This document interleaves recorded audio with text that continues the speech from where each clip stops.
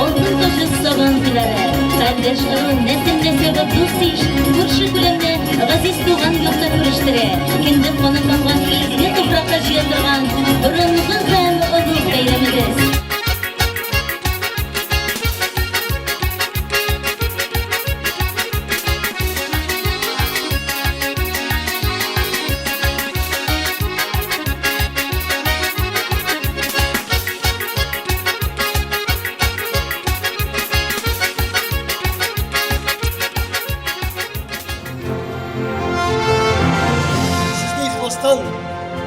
Bugünkü Samantular hem burası gayetinden tebrikliyim.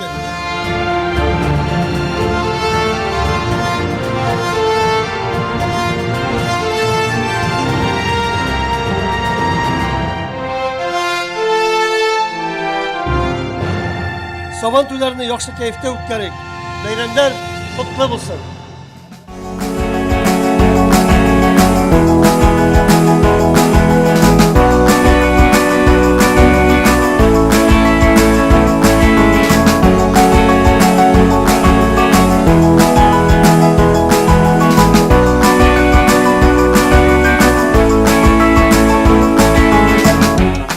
Barıgızga da jan tınışlığı, zor uğuşlar hem birge motor ittirip yaşarga yazsın.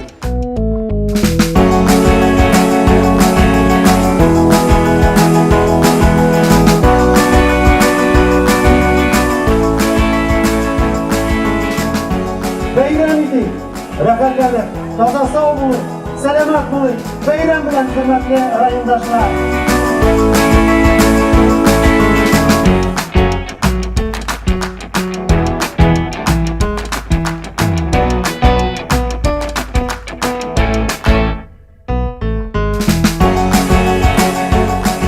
Davamında sıyır savuşu bulup işler. Her vakit yukarı ko'rsatkichlarga erishib kelishi, bu turli bo'laklar egasi.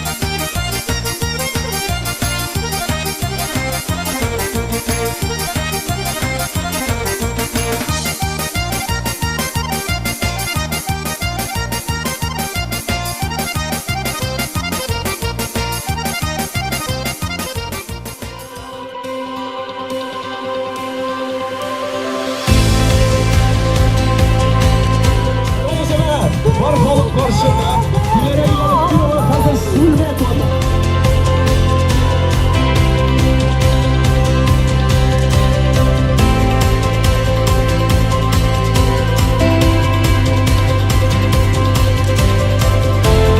Haydi! Haydi şop!